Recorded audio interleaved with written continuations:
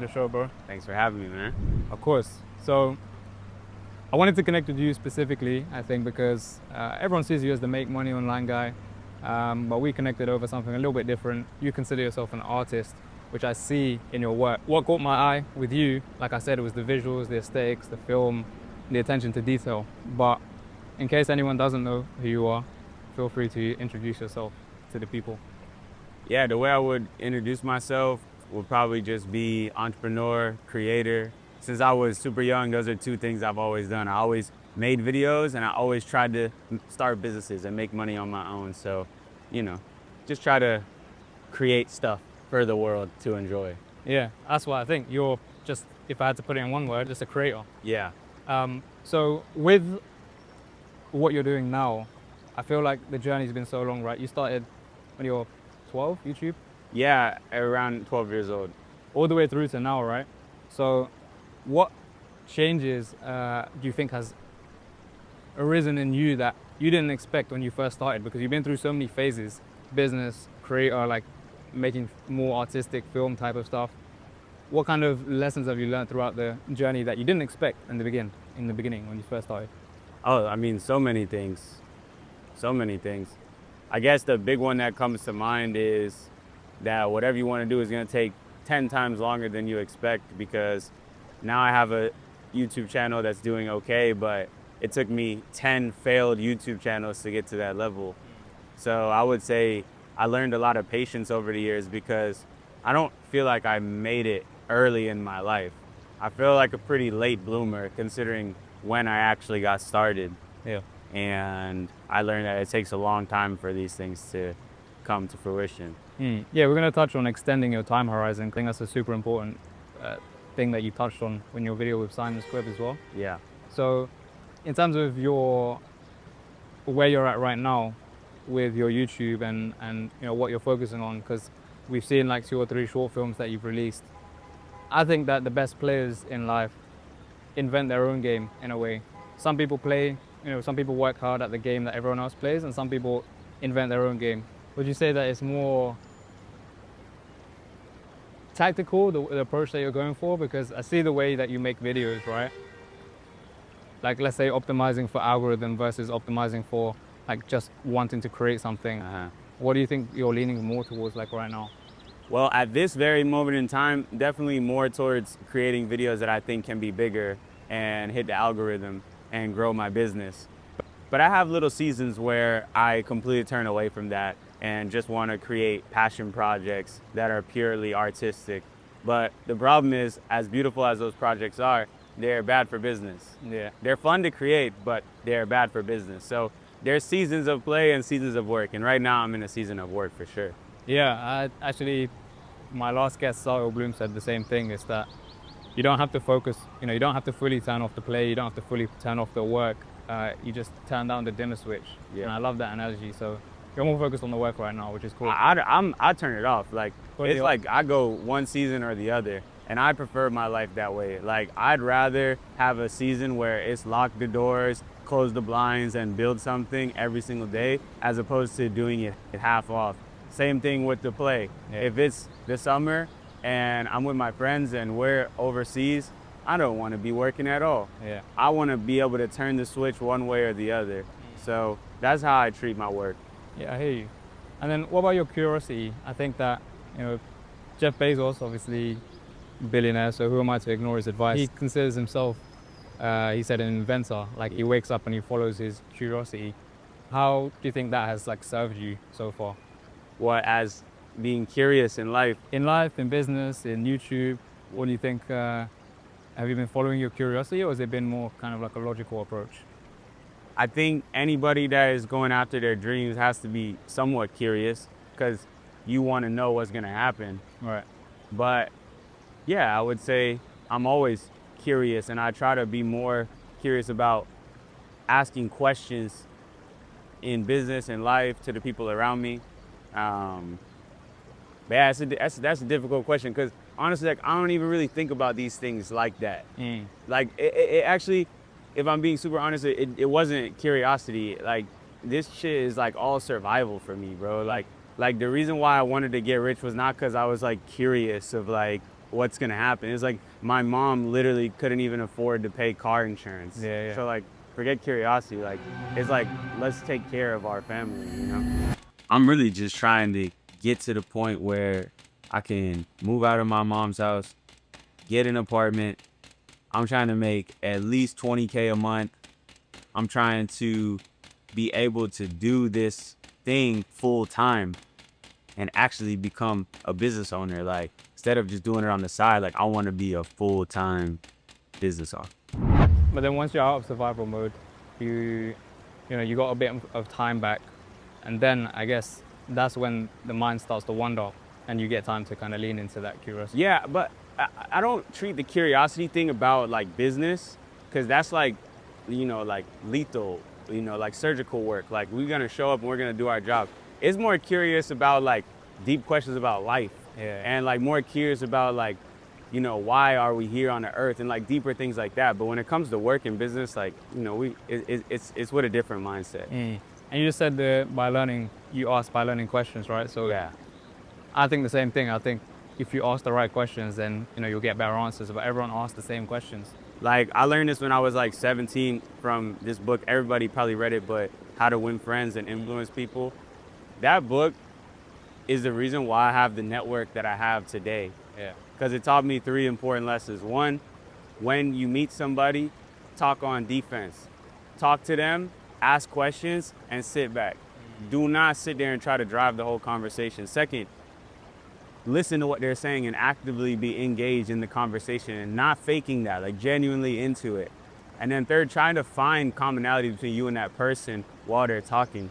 Like, these 3 principles, as simple as they are the reason why I've been able to have the network of friends that I have. One of the main reasons. But yeah, I think you do that very well, because a lot of people are just waiting their turn to speak, and they're not actually actively listening to the answers that the person is giving.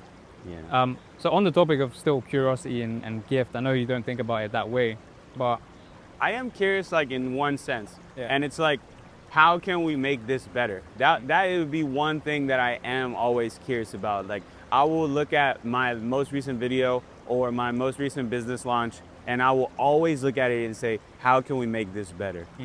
That for sure. Yeah. Well, in this book that Steve Harvey wrote is Act Like a Success, Think Like a Success. It was like one of the books I first read, right? And he said that everyone has a gift. Do you think that with your gift, I think you have a gift, with the way that you speak, the ways that you can put videos together in an artistic way. Is that something that you always knew that you had? I mean, I feel like some people are gifted, like they're born with talent or they have it easier. Like, I feel like for me, it's been harder for me because of the way I grew up and the circumstances that I was in. And I wish that I had some of the gifts that other people got. But I definitely do feel like I have one gift, and it is that I have a lot of drive and determination to take care of my family and become successful. And you think some people have it easier than others? Yeah, definitely. Like, some people are just born with a better hand of cards. But one thing for sure is about what you do with the hand that you got. But some people are born with a full house. They already won the game pretty much. A gift is something that is given to you. These things that you just said were not given to me. It is something that I am developing for my entire life and have spent over 10 years developing and still have a long way to go. Yeah. A gift would be like being born into a good family, having a good mom. A gift would be being born in America or the UK. A gift would be something that was out of your control that was given to you. So yes, while I believe everybody has a gift, I think these like idea of a gift equaling talent is not true. Unless you're born at like 7 foot tall, you're a basketball player, that's one thing. But yeah, no, I agree with you. I think it's a process of like uncovering. My greatest gift was being born broke into the family that I was. I don't think I would have wanted to become successful if I grew up in a family of millionaires. And I think it's more a process of uncovering that and developing it through mastery. Like you said, it's a never-ending thing. On that, how much do you think environment plays a role in your success? In, you know, like you said, the people you're surrounded by, but also the things that you consume digitally, physically. How much does that play a part in your life specifically, in, you know, what you're building right now, and how it's helped you kind of get to where you are right now? Environment's everything. You know, what you consume, who you surround yourself with, the things that you look at every single day, they're going to dictate who you become in the future. And what if you're born into circumstances that, you know, are not favorable? So you're not born in the US or in the UK, you know, but you want to live, you have aspirations and gifts that you want to share with the world. What do you think you could do in terms of controllable factors to change that? Watch what you consume, not just with media, but with the food that you eat. Yeah. Avoid surrounding yourself with negative people that have no ambition. I don't care if they're your friends or you love them. If you're always around people that's complaining and sad all the time, you're going to be sad and complaining all the time. And I would say one of the things I did when I was a kid was I created my own little imaginary round table of people that I looked up to, and I studied their information. You know, like I would read books from Napoleon Hill, who's actually the one that like taught me that concept. And I would read from like MJ DeMarco, and I would basically hang out with these people by reading their information. As crazy as that sounds, I replaced talking with some of my people that were not serving me with learning from these people that were helping me level up. Yeah, I think that's a powerful concept. I think there's so much to learn from, you know, all the answers are out there, basically. It's just whether you want to filter through the information and find it yourself. So with, you know, handling friendships and your network and your relationships as you kind of progress through your career, how has that been? Have you, you know, how kind of harsh have you been with kind of removing people, bringing people in? Yeah. You know? So I never been the one to like, oh, I'm going to cut off all my like day one friends. I think that's the dumbest thing ever. Like if people was with you from the beginning, you should never cut them off unless they do you wrong. But I am selective about who I will spend my time with. If I'm on a mission and you're on a completely different mission and you're not trying to see where I'm going, and if you're holding me back from where I'm trying to go, I cannot hang around you all the time. So, you know, I found one or two really close friends throughout my life at every different stage, and I spent a lot of time with them, as opposed to like I got 30 different friends that I'm always hanging out with. Yeah, no, I agree. And on the topic of kind of networking at the same time, did you actively go and pursue those connections, or is it more of a thing of you build and they come to you in a way? Yeah, I never really like chase after connections, and I actually think networking is like kind of bullshit in that sense. People always want to network and they always want to connect, but the reality is if you become somebody worth knowing, you'll meet anybody that you want to meet. Yeah, and I think that touches nicely on the next point I wanted to make, was about this like internal identity shift that you're supposed to have, right? That everyone goes through. I think when you're in the process of becoming someone, you know, becoming your higher self, everyone goes through that internal shift. So actually have this flywheel. It's like you create the identity you want, and that dictates your beliefs, and then your beliefs dictate your actions, and your actions create evidence, and then the evidence will either affirm or like, you know, negate the identity that you've had. These things are not what made me figure it out. Yeah. These are just like little boosts. Yeah, I agree But with you. like people get too caught up in Too it. lost in it, yeah. Like you get too spiritual and you get too metaphysical with it. You're not gonna get any work done. Yeah. You're gonna lose to the 18-year-old dummy that is just working 10 hours a day. He's gonna beat you every time. Yeah. You might be more calm, Yeah. but if y'all are going to battle, he's gonna win. No, I agree with you. Yeah, I think that's why Alex Hormozy has this amazing thing of like, he doesn't believe in manifestation at all. Which, you know, I don't agree with him fully, but I understand where he's coming from. It's like the whole be, do, have, but you only have to do in reality, right? So with, there's this whole thing of still like an artist, and I feel like this is so big for people who are just beginning, but also it applies to anyone. YouTubers, actual artists.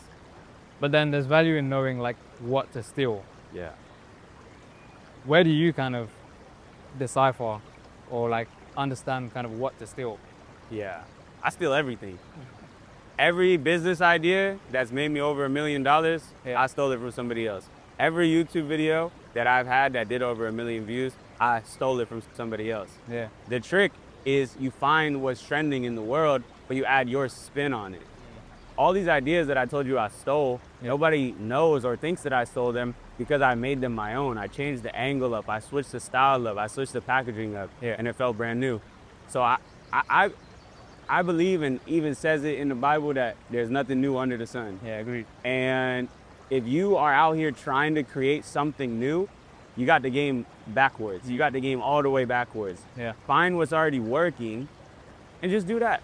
Yeah. Your life will be 10 times easier and you're gonna get success way faster. Yeah. You're not smart enough to start a new invention from scratch and become a billionaire. Maybe 1 in 10 million people are, but not the average guy. Yeah. No, I agree with you. I think stealing based off of like the results that is produced, is one thing, but also stealing what creates inspiration in you is another thing. So it's like finding that, sort of fine line to walk on. What does inspire you? What are the things that kind of inspire you? I get inspired by seeing other people succeed. I get inspired by looking at like my journey of how far I came. I get inspired by music. I get inspired by everything, bro. I get inspired just by going on a walk and looking at the neighborhood. Like, how often do you look back at, your past and sort of where you came from? Not a lot. No? Trying to look forward. And then you know what happens in a race when you look back? Lose your position. That's when you lose. Yeah. So as great as it is to be like, look at how far I came. I can't look at me, pat on the back. It's like, no, bro, like we gotta keep running the race. Like, dude, we're not out of the race yet. Yeah. I had a season definitely, especially after I sold my business, where I was very much like, wow, good job. Look at how far you came. And then like, I just plateaued. Like, because you're so celebratory and because you're looking back on everything, your life literally will just plateau. I heard somebody say the other day, they said, if you're coasting in your life, that means you're going downhill. They said that you can't coast uphill. Damn, real. That's so real. Yeah, that's true. Like, I value reflection a lot, but I think most of the time you need to have a North Star, something that you're working towards actively. So when you like sold the business and you had achieved or arrived in a way, what was the North Star after that? Or was there a little period of like, okay, now what? Yeah, definitely. I think anybody that accomplishes something in their life is always left with that feeling, even if it's a small thing. Like, you hit 10,000 subscribers on your channel and that was your biggest goal that you ever had.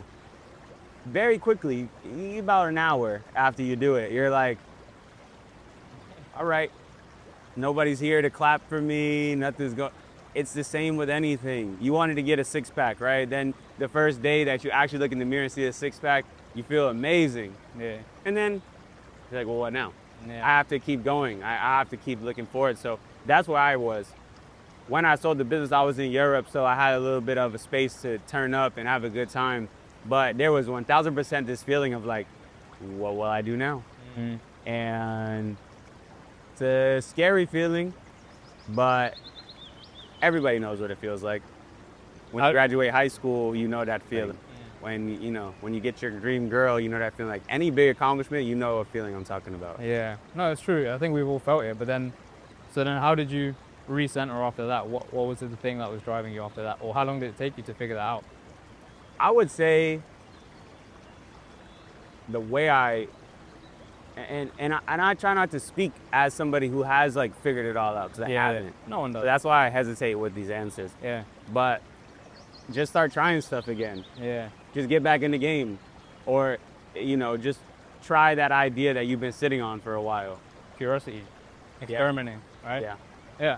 So let's talk about business then, because I watched the video that you made with Simon Squibb, and you said one of the most important things you learned to do was sort of extend your time horizons, So how did you learn that lesson? Because, you know, what were the periods that you were thinking in? Was it like 12 months, like 2 years, 5 years?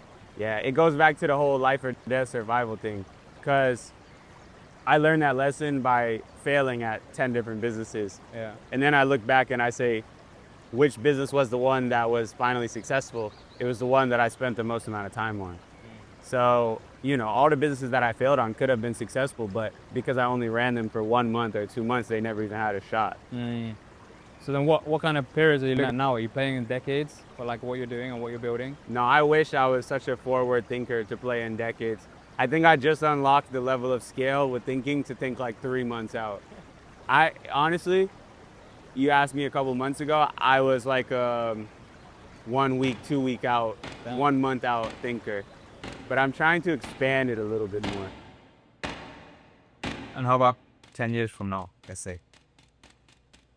I don't know.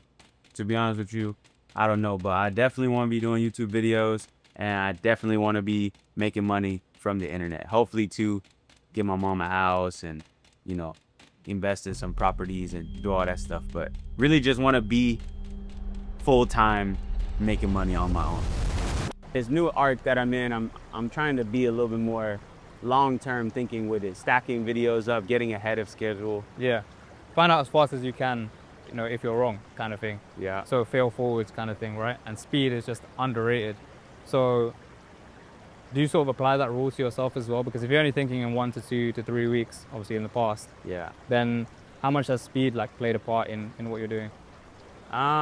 If we're talking specifically about YouTube, it was never important because I just wanted to focus on making the very best piece of content. All right. Sometimes it would take me 1 month to finish one video, Yeah. but that video would get 2 million views.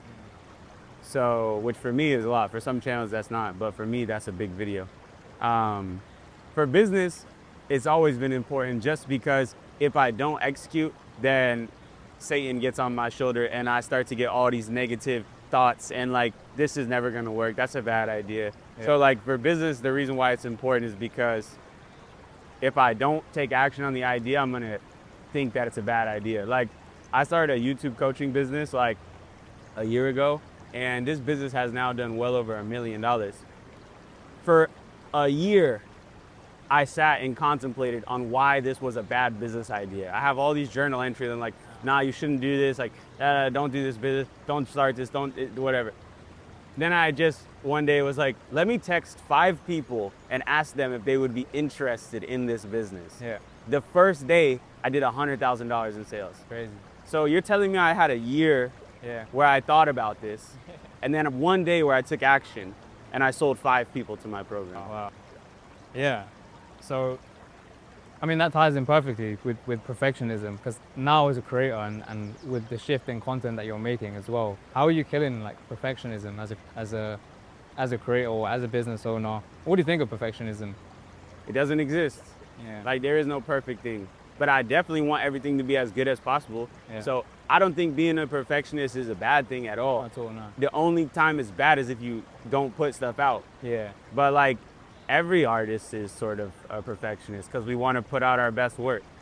We need a new word. We need a new word that's not perfectionist, but like somebody that just wants to put out the very best stuff all the time. Yeah, yeah. Because perfectionist is a negative connotation word. No, I agree with you. So how do you draw the line then? Like of is it just like when you know it's ready, it's just good enough, then you put it out? Yeah. At a certain point, you just have to let things go. I think it's finding that certain point though, right? Like for me, sometimes I never know when it is. Yeah. When to put it out or when to start that business, you know? Well, I will say one thing that does help me is like sometimes giving myself deadlines. Like for the first 500,000 subscribers on my channel, I would force myself to post every Friday. So like I had to get the video out. Okay. So, you know, for other people, maybe it's something different, but So in the early days when you're first starting out, I feel like it's very easy to jump ship, right? So do you feel like you got caught in that comparison trap, like comparing yourself to others, and how did you get out of that? I go online and every day I see somebody that's younger than me, that's making way more money than me, that's living the life that I want to live. And it drives me crazy, like actually drives me crazy. But it makes me realize that it's possible And that's why I compare myself to them, because I know that I could be like them. I could even be bigger than them. Be careful who you compare yourself to. That's what I would say. Like, if you're at day 1 of your entrepreneurial journey, for the love of God, do not compare yourself to me at day 1356. Yeah. Probably even more at this point. Probably way more at this point. I'm getting old now. Yeah. So like, compare yourself to like your buddy that is also doing online business that's making like $100 a day. Yeah. That's the guy you're like. If I'm a 5-year-old, I'm not comparing myself of my basketball skills to LeBron. You know. Yeah. Like, I'm gonna compare myself to the other 5-year-old basketball player. We're all in competition with ourselves. Yeah. No question about it. Yeah. But especially as a man, it's something about a competitive instinct that pushes you to go harder. You ever play FIFA against your homeboy? Of course. That game don't count for nothing. Yeah. That game is literally worthless. But God forbid he gets up 2-0 on you and Then you lock in. It's just, so if you're not competing, Yeah. you're gonna lose to the one that is competing. Right. Like, I get a joy when my videos do better than other people. Yeah. You know, like, it's just human nature. Yeah, it's natural competitive spirit. No, I agree with you. Yeah. Yeah, because comparison, I feel like there's comparison you can get stuck in where you're like, they're so far ahead anyway, what's the point of even trying? Yeah. And then there's, using it and channeling it into actually making your stuff better. It's very easy to compare yourself to anyone, right? Like, everyone's winning online. Yeah. It seems that way anyway. So when you first, obviously, you sold the business, you had a little bit of money come in, you're out of survival mode. Did you go through that phase of like lifestyle inflation? Like, buying all the stuff, and how quickly did you learn that, okay, this is cool, but it's not the be all end all? My lifestyle definitely still inflated, but you just learn very quickly that these things don't really bring you any real joy. Just like I explained before, once you do a big accomplishment like buying a McLaren, or like, okay, just the other day I bought an AP. I didn't wear it today, but it's like an AP skeleton. It's like $180,000 watch. I wanted this watch forever. I thought it was the dopest watch. I heard Gunna. I went to AP, 1500K. They sold me the front. Like, I was like, okay, like, yeah, I'm feeling like Gunna. I'm listening to the song. I pull up, I get the watch. Yeah. Crazy. It's like, it felt cool. Yeah. Put it on my wrist. I go show my boys. They dap me up. I go home, I put it in the safe, and that's just that. And then it's not like, it's not that I'm not grateful for it. It's just that, like, it doesn't do anything for you. Yeah. You know, the best things that I buy is buying stuff for other people. Yeah. But even that is very temporary too. Like, I just bought my dad a truck. It's like, it's a really sick truck. It was like his dream truck. I gave it to him. I felt amazing. And then I went home. Yeah. I don't know. It's just these things that, no matter how special it is, bro, it's just temporary dopamine. Like, when you get to a point with money where you have money in your bank and you're trying to figure out stuff to do with it, that's when you start buying watches. Yeah. That's when you start buying real estate. So you start buying supercars. But as much as I do care about what people think about me, because we all do, it's a human nature, the things I buy is not for that. But when you were younger, that played more of a role. Like, I know it did for me, right? What? Like, more the external validation, how you want people to see you, as opposed to now. I mean, I guess if you really think about it, everything we do is for some sense of approval. Yeah. Whether it's approval of our mother or the approval of a million people on the internet. So I guess there's probably some deep reason why I'm buying the AP. Yeah. Attachment, for example. I think being attached to things, the outcomes, is like the root of all suffering and whatnot. But how have you managed that sort of detachment, or what have you learned about it throughout the process of detaching from the outcome and just kind of focusing on making the best thing you can? That is what I learned. What you said there is that, like, you shouldn't care about the outcome and just focus entirely on the inputs and the work that you're putting in, because that's the only thing you have control over. You don't have control over the outcome. You have control over putting your best foot forward and creating the best work possible. And if you do that for a long enough period of time, there's no chance that you won't succeed. You said it yesterday, right, at dinner, like, you become undeniable. Yeah. No one, yeah. And what about with God, or your spiritual side? What's your connection like? How's that served you kind of throughout the years? Yeah, I definitely got God, and I'm on a journey of pursuing knowledge now. But I'm not super active in my studying, and I'm not super consistent with my prayers, but I talk to God often and I give thanks, and I know that He is there for me. Yeah, no, I agree with you. I think that's the truest form of like gratitude that you can create at that sort of when you're in a prayerful state, right? Yeah. Yeah. I do notice that when I pray, everything in my life gets better. Yeah. Sometimes it gets worse when I pray because sometimes God will give you a thing that you wanted in a completely different way than you expected it. But I noticed that prayer is one of the easiest ways to instantly improve your life. Yeah. No, I agree. I think it serves as an outlet as well, even if you don't believe in God, or it's like it's like a journal entry in a way, Yeah. right? You said you journal. Like how long have you been doing that? I started journaling probably when I was like 16, 17. That's really cool. So you can look back at all the years and like how your mindset has changed throughout the years. Yeah, it's pretty crazy actually. I got some archives in there. Have you ever looked back? Yeah.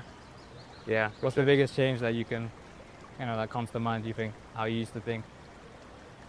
I think much bigger now. Like I have a journal entry that I saved, and my big goal for 2017 was to make $15,000 in revenue and get an apartment.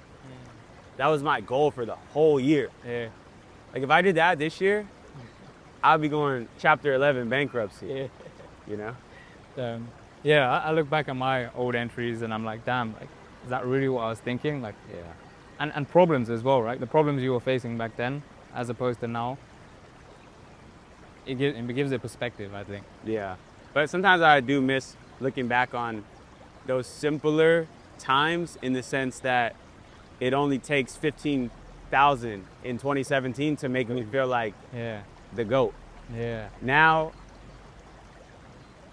I would say now to get that same feeling that I got getting 15,000, I would probably need to make over $10 million.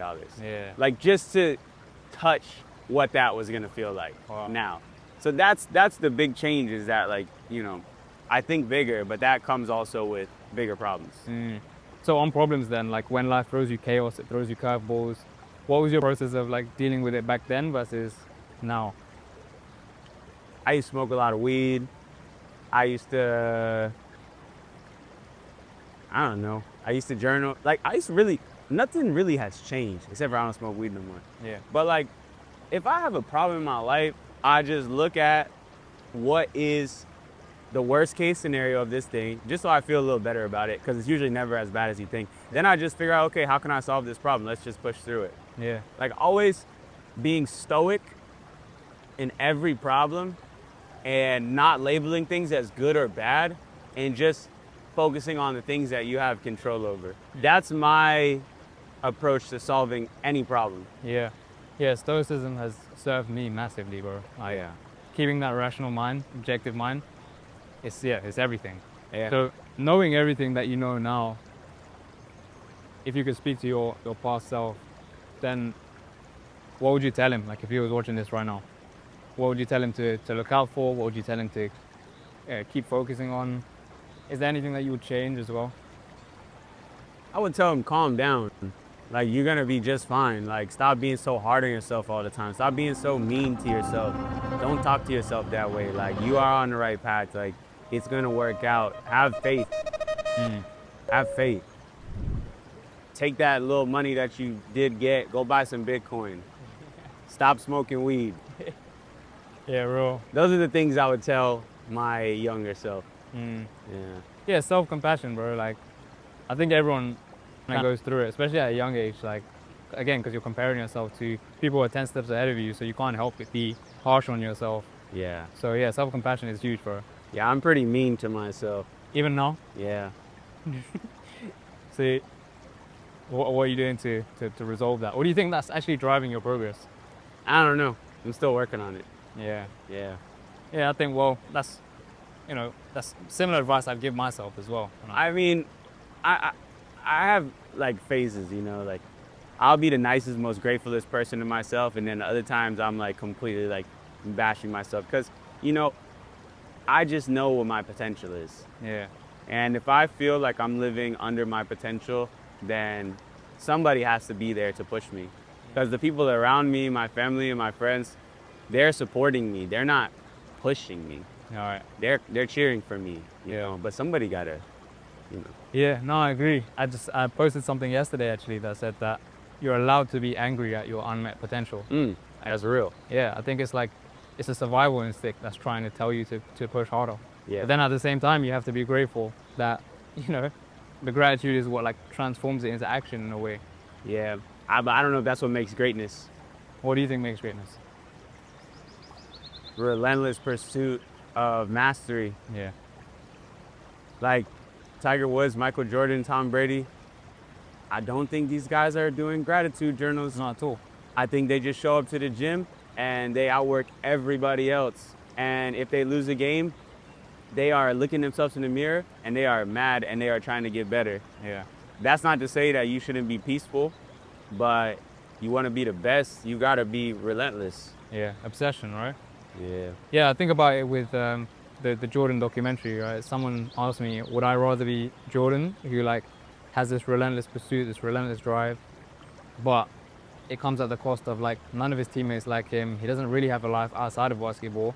Or would you rather be Dennis Rodman, who like won the same amount of titles, you know, he had the same amount of success in a way. He's not considered the GOAT, Yeah. but you know, he lived life like, and I think most people would actually opt for like Rodman. Oh yeah, definitely. Yeah. What would you pick? I would be lying if I said Jordan, in all honesty. Like, I think obsession is great, but it's not a means to an end, right? Everybody looks at the guy at the top and they say, I want to be like the guy at the top, but you don't really want to be like that guy because you don't know what it takes to be that guy. Yeah.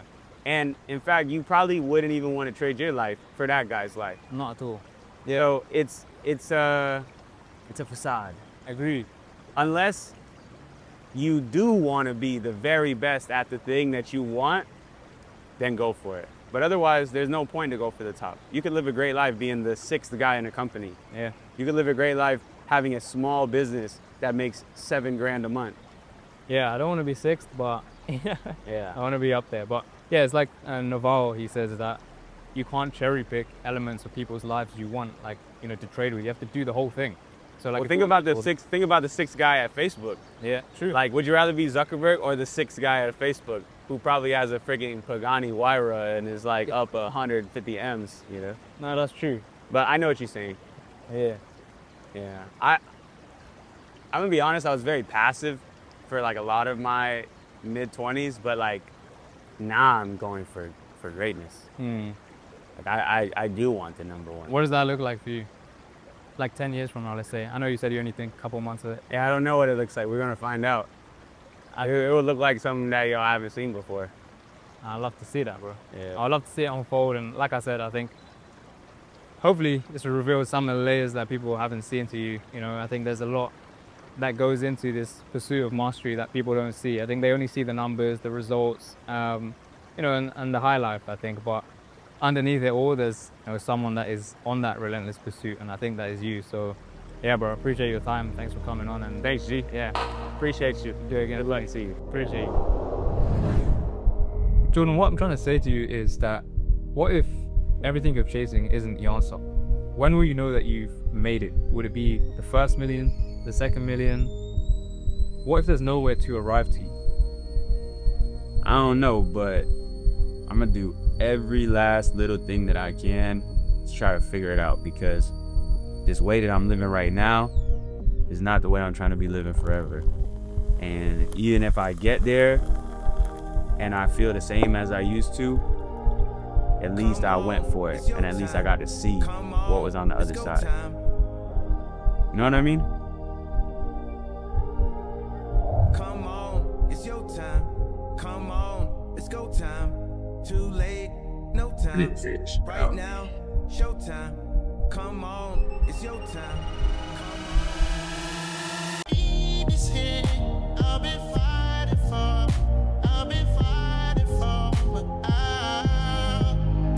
yes, I need. Got the house. Now, Jordan, you're here.